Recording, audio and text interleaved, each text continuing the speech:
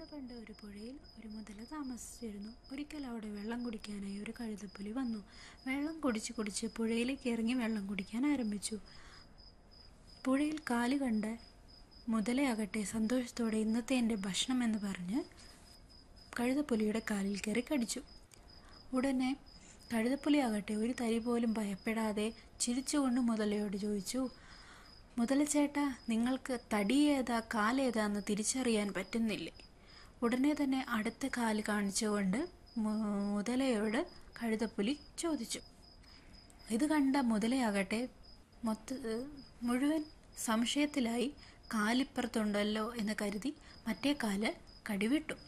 ഉടനെ തന്നെ കഴുതപ്പുലിയാകട്ടെ അവിടുന്ന് കരയ്ക്ക് കയറി മുതലയോട് പറഞ്ഞു, ഹേയ് മുതലച്ചേട്ടാ, നിങ്ങളെപ്പോലെ ഒരു മണ്ടൻ എന്ന് പറഞ്ഞ് കാട്ടിലേക്ക് തിരിച്ച് ഓടിപ്പോയി.